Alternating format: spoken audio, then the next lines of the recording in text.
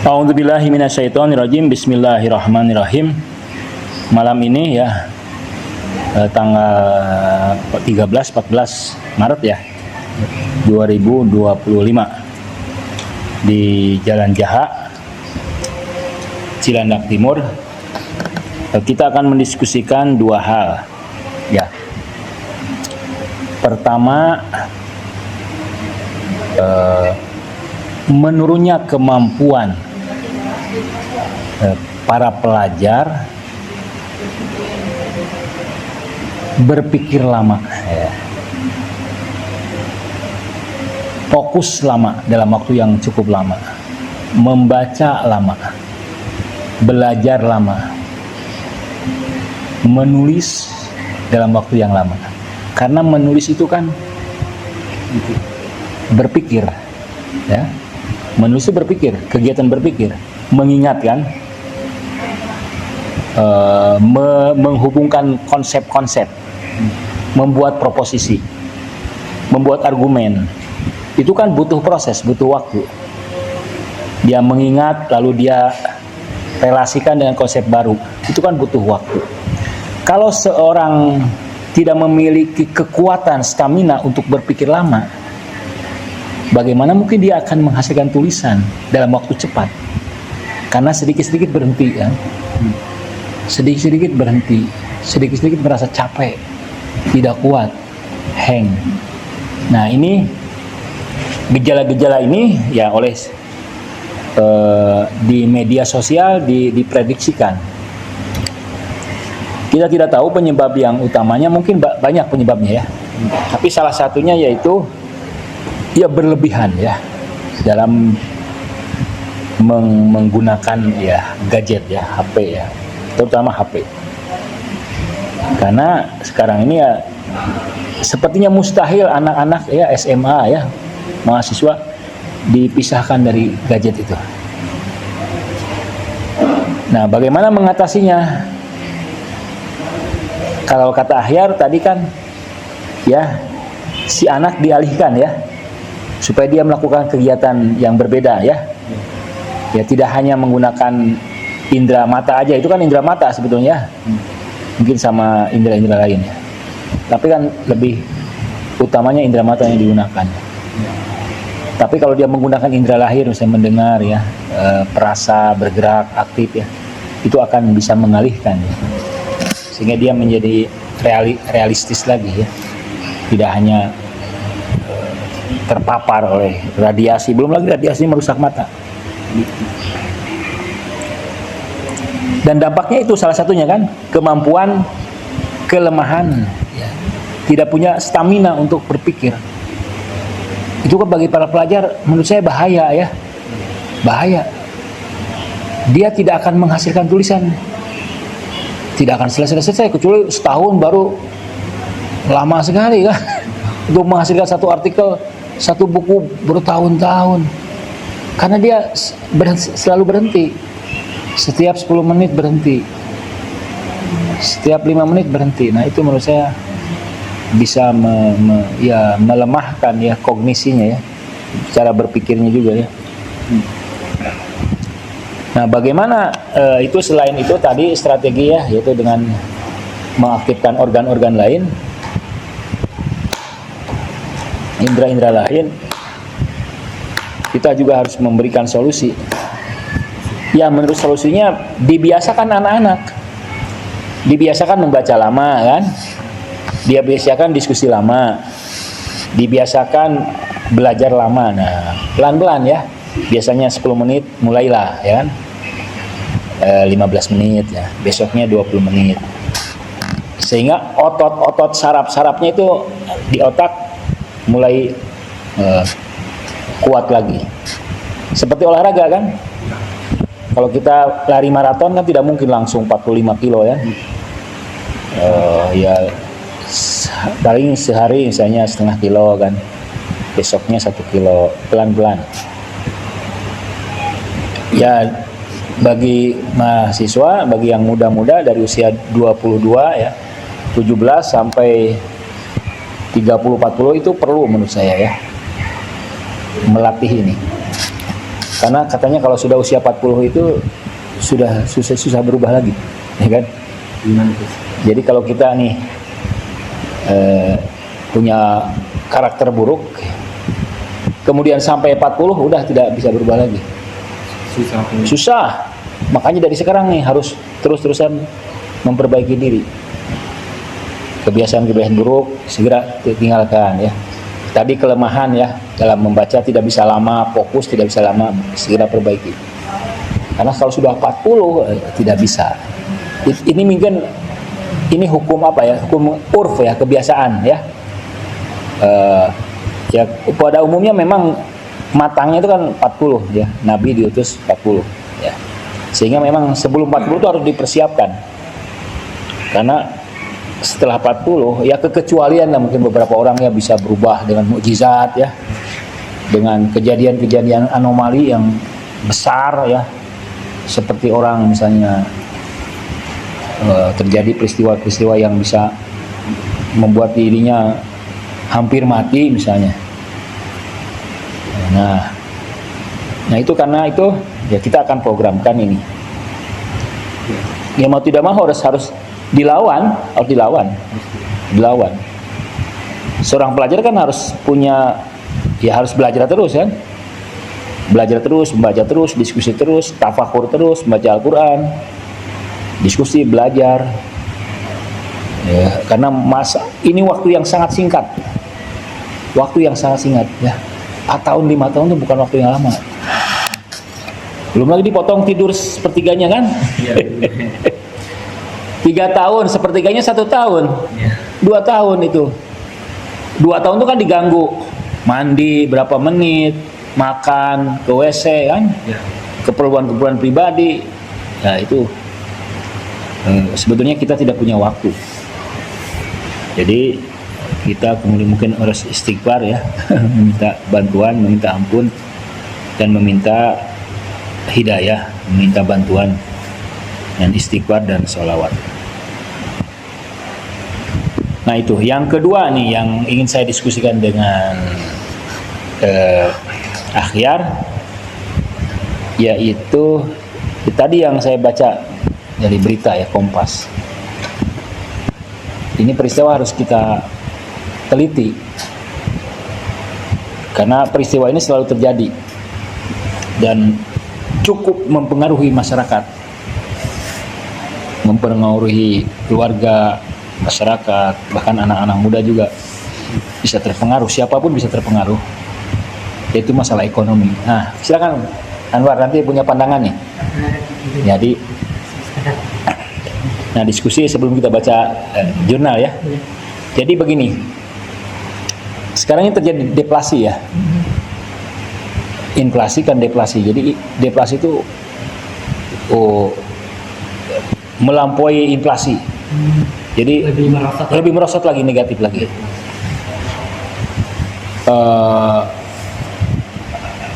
Rakyat nggak punya uang, negara nggak punya uang. Jadi negara nggak punya uang karena pajak misalnya turun pendapatannya. Kan negara itu ya beroperasi, negara kan butuh uang. APBN kan, dari mana itu uangnya? Dari pajak. Kepercayaan investor asing berkurang, Ustaz. Mungkin, iya. Dan pajak semakin gila-gilaan, semua sektor mau ditarik pajaknya. Dengan maraknya korupsi ya, Ustaz ya. Korupsi juga ya, tidak ada henti-hentinya. Nah kita mengamati seorang pelajar ya, kita tidak harus selalu menguasai betul ekonomi, tapi sebetulnya dari pandangan mufasir seperti Anwar, filsuf seperti Akhyar, bagaimana fenomena ini kan? Fenomena punya efek jelas ya, efek secara psikologis. Tapi saya, menurut pandangan saya, di sini yang difokuskan uang. Ya. Uang memang penting, tapi tidak punya uang pun penting menurut saya gini, ya. Kalau seperti Anda, uang harus punya uang kan penting kan? Tapi kadang-kadang tidak punya uang juga penting. Bagaimana itu? Karena kalau Anda punya uang terus, ya kan, itu bahaya kan? Bahaya. Kayak ada surplus itu ya. Iya. banyak uang tapi kebutuhannya kurang gitu. Betul. Anak muda coba banyak uang, jutaan. Nanti terpikir kan belanja kan? Terpikir kan konsumerisme kan? Punya banyak uang itu mengganggu kita.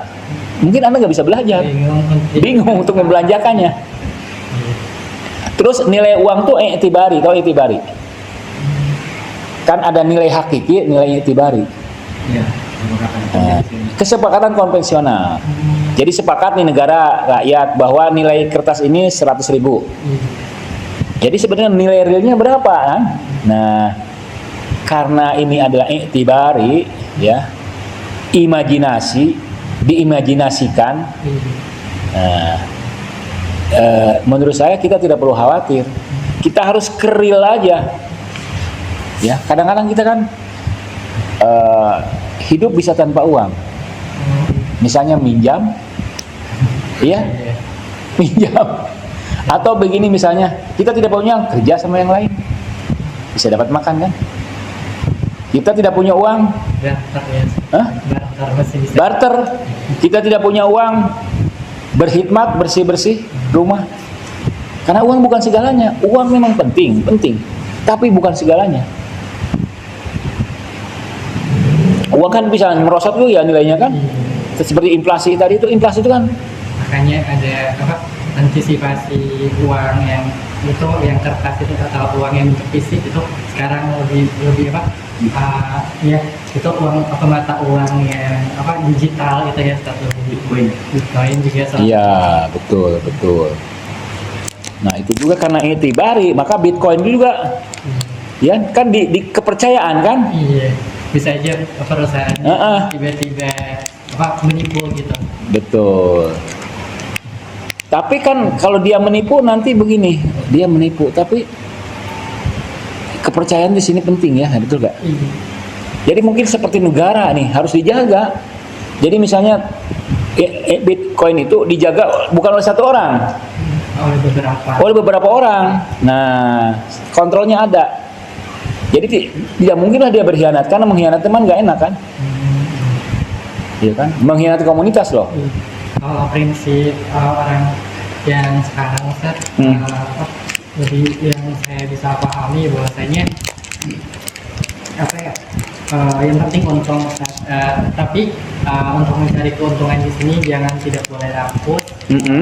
Kemudian apa, dan juga harus tahu berapa yang kita sanggup terima resikonya kalau misalkan kita investasi atau menyimpan di digital gitu ya, dengan segala resikonya berapa yang mampu kita, yang mana kita nggak, kalau kita kehilangan itu tidak sampai merasa stres, frustasi gitu.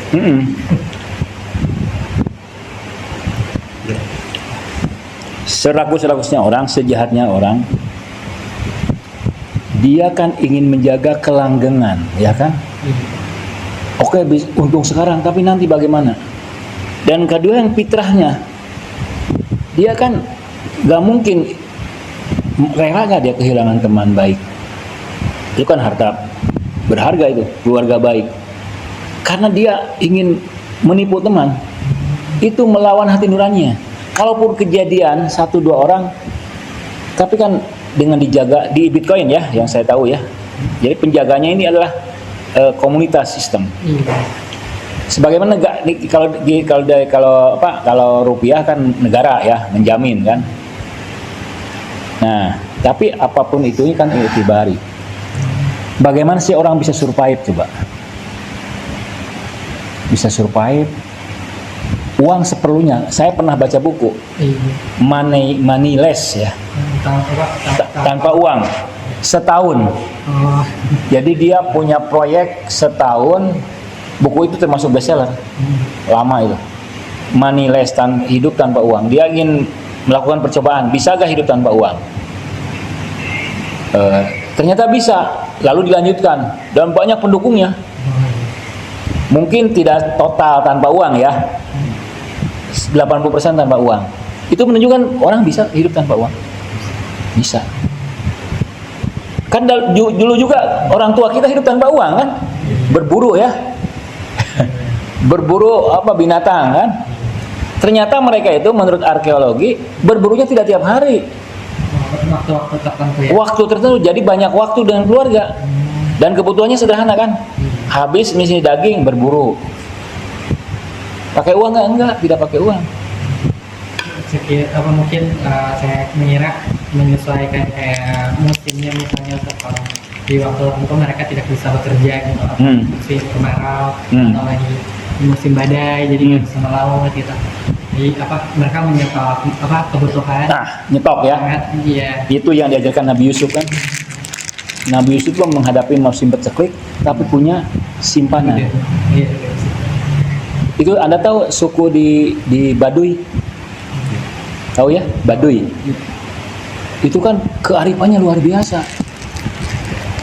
Mereka tuh mandiri loh. Apapun yang terjadi musim kering, mereka punya stok, punya cadangan. Itu mereka menurut saya kearifannya luar biasa. Jadi dengan kearifan, ya kita kan di dunia modern ya perlu uang, memang betul uang ya. Tapi jangan terlalu membutuhkan uang. Misalnya begini, kita sudah bekerja keras, menabung, bagaimana caranya usaha sehingga menghasilkan uang. Terus tiba-tiba uang itu hilang. Kalau saya Ustaz, menurut perspektif saya sendiri,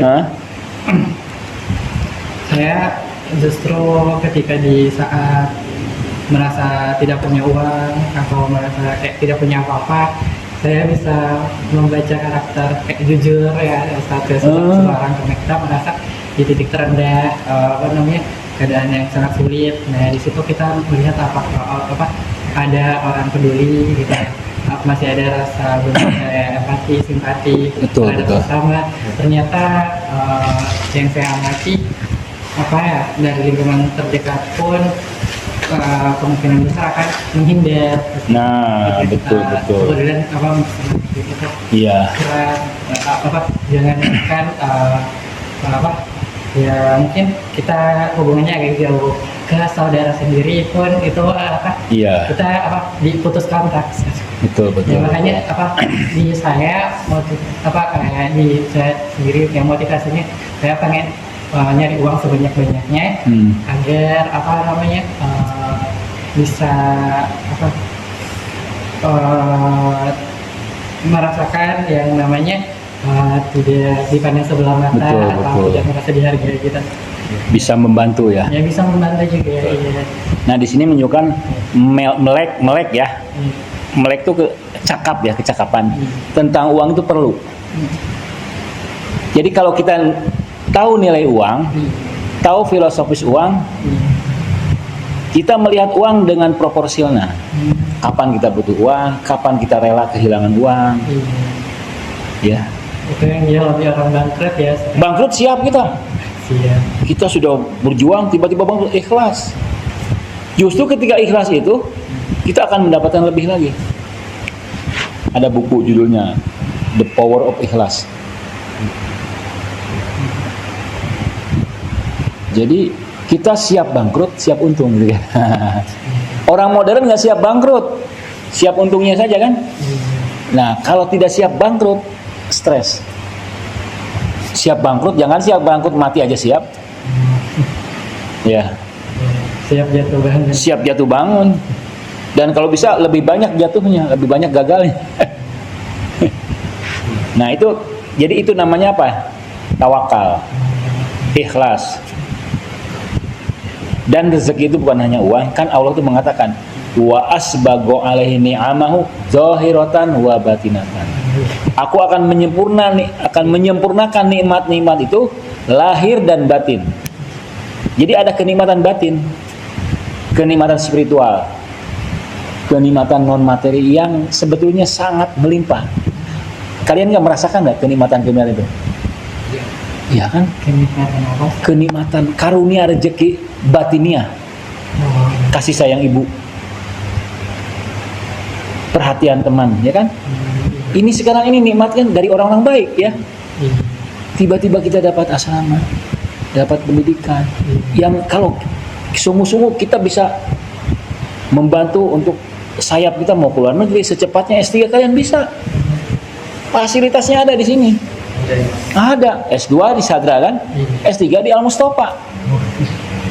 Al Mustafa tuh ini itibarnya nilainya internasional. Gampang di sini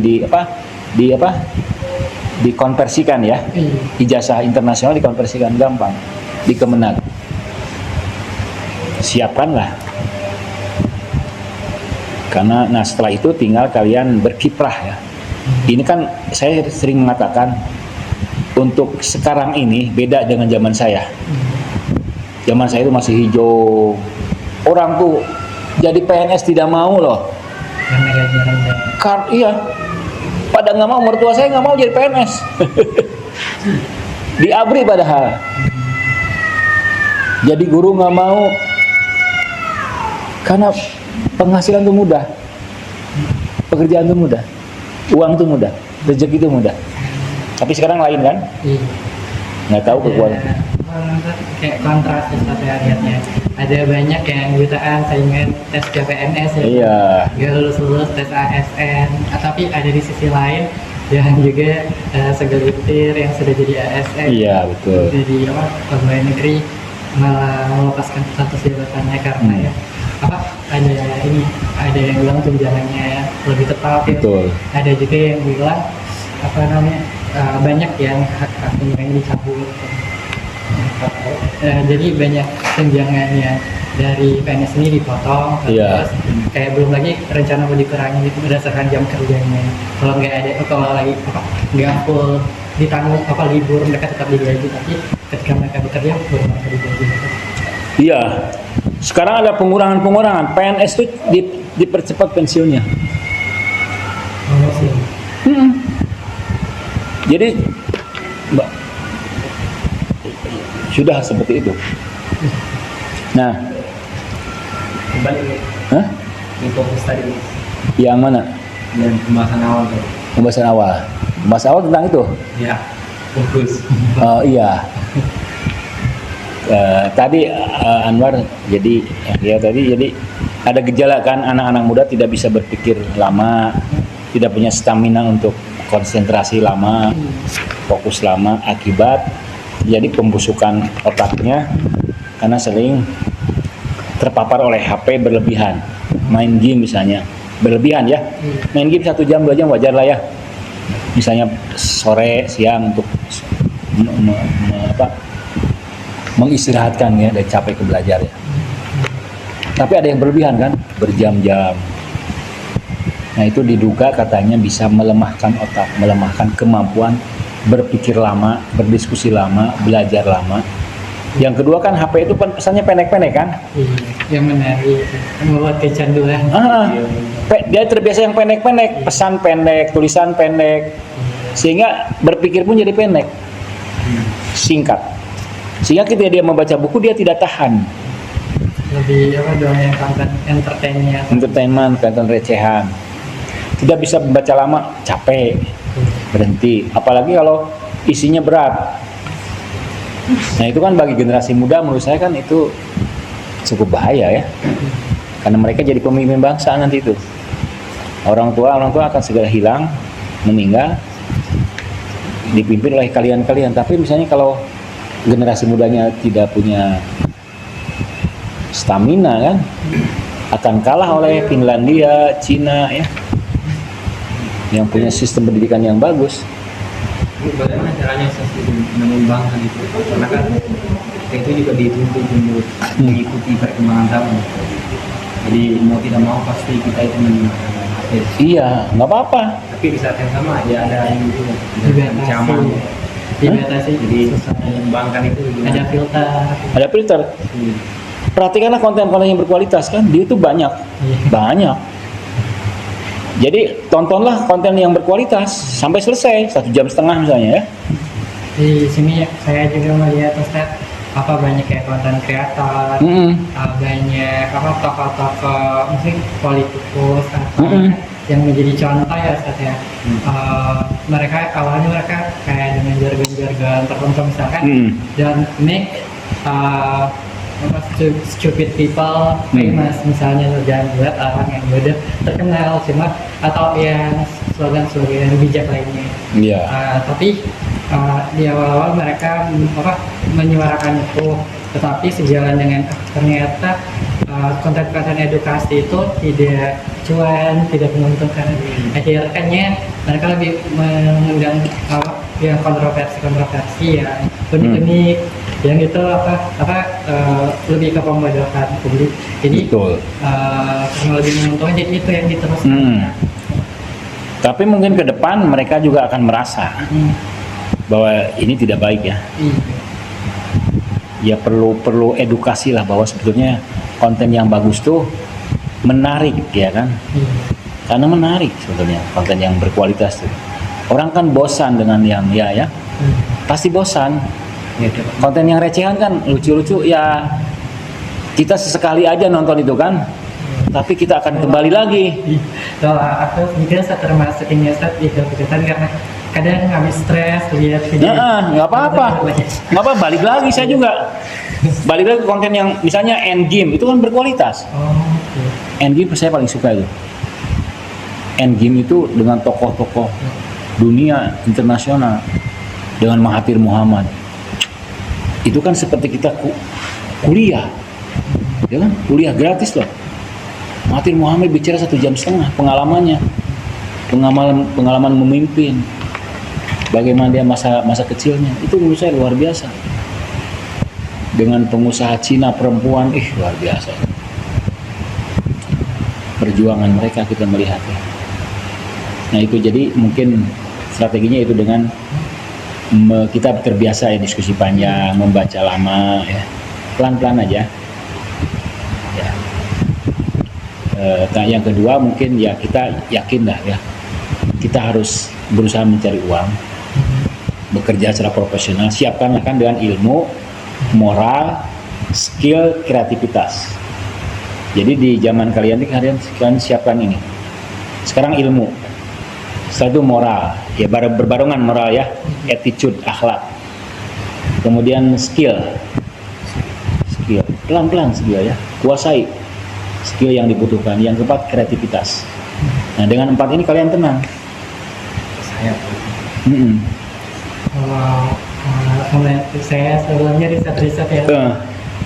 Ternyata misalkan profesi tertentu karena menyesuaikan tujuannya, saya pengennya satu profesi yang mana menghasilkannya penghasilan yang besar ya. Dan misalkan, ternyata saya sudah mendidik, ternyata penghasilan yang profesi tertentu ini bisa menghasilkan lebih banyak, tapi dia tidak untuk profesi tetap. Jadi dia hanya untuk ketika menghasilkan banyak uang kita harus menabung dan dari uang tabungan itu baru kita memikirkan apa yang kita harus kerjakan jangka panjang gitu ya. Betul. PBB pernah melakukan pelatihan PBB nih untuk menolong ibu-ibu yang miskin. PBB mengutus para perempuan ahli keuangan untuk menolong di Filipina kan banyak orang miskin. Perempuan miskin Filipina dengan pelatihan itu mereka jadi mandiri, punya uang. Apa coba pelatihan apa? Trading, Ustaz? Trading. Bukannya. Finansial. Oh iya. Asuransi nawarin. Bukan itu. Jadi ini ahli finansial memberikan pelatihan nggak tahu berapa lama ya, sebulan atau 2 bulan. Pelatihan apa? Jadi ibu-ibu dilatih mengelola uang sendiri. Ya. Pemasukan, pengeluaran, pos-posnya harus bagaimana. Jadi uang dari mereka sendiri. Kan biasa ibu-ibu mungkin boros belanja ya. Dengan kecerdasan finansial itu mereka jadi punya uang dan uang itu digunakan untuk investasi. Akhirnya selamat loh. Mereka punya usaha. Luar biasa kan? Itu skill itu butuh ya. Skill melek finansial, melek uang. Berhubungan dengan skill ya Ustaz ya. Yang saya pernah baca Ustaz di buku itu tentang TKI Indonesia di di luar negeri, ada yang juga apa ya, di Timur Tengah, ada Iya. yang di Eropa sampai Amerika juga ada.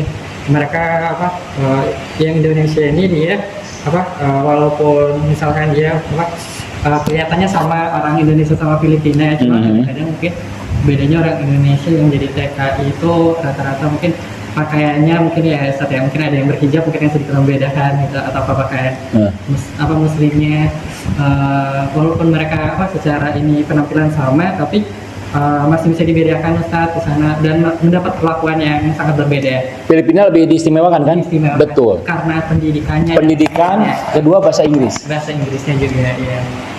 Dan skill tadi mereka menguasai beberapa skill, salah satunya bahasa. Dan Betul. minimal mereka jadi TKI itu pendidikannya D3. Betul. Sedangkan Indonesia rata-rata Betul. bahkan SD mungkin nggak sampai kan. Ya, jadi tidak bisa bersaing nih. Gajinya mungkin sama ya, tapi orang Filipina ya lebih wawasan kan. Gajinya itu mungkin bisa diputar lagi. Itu saya melihat sendiri Pak Anwar. Saya kan pernah ke Malaysia. Ke Malaysia saya ditemani orang Filipina. Orang Filipina teman saya di Timur Tengah. Saya ketemu lagi. Kemudian dia ngajak ke di Malaysia ketemu. Dia ngajak ke komunitas TKW. Saya lihat TKW Indonesia, saya lihat nih, dan TKW Filipina dari penampilan aja beda. Padahal sama-sama TKW. Penampilan penting loh, ya kan? Ini penampilan kayak pembantu. Maaf ya, kalian tidak tahu kan siapa orangnya kan? Jadi kalau orang melihat juga meremehkan. Kalau melihat Filipina kayak apa ya, keren gitu. Kalau usianya sama, ya. Penampilannya seperti diplomat kayak gitu ya. Betul, penampilannya kayak diplomat, kayak artis, kayak entertainment gitu. Yang kedua bahasa Inggris jelas. Filipina kan bahasa Inggris. Tapi yang lain itu kepercayaan dirinya, pedenya, sorot matanya, keyakinannya. Nah itu sehingga itu yang membuat kita mungkin kalah bersaing ya. Nah itu ya, mungkin mudah-mudahan diskusi ini bermanfaat. Dua solusi kita pikirkan kan tadi tentang stamina untuk berpikir yang lambat, yang lemah, yang singkat. Bagaimana mengatasinya? Ya dengan diantaranya dengan membiasakan diskusi lama, berpikir lama, membaca lama. Yang kedua tentang uang ya, bahwa uang bukan segalanya. Ada nilai-nilai kemanusiaan yang lain ya, kekerabatan, kekeluargaan kan, saling tolong menolong, ta'awun dan sebagainya. Wassalamualaikum warahmatullahi wabarakatuh.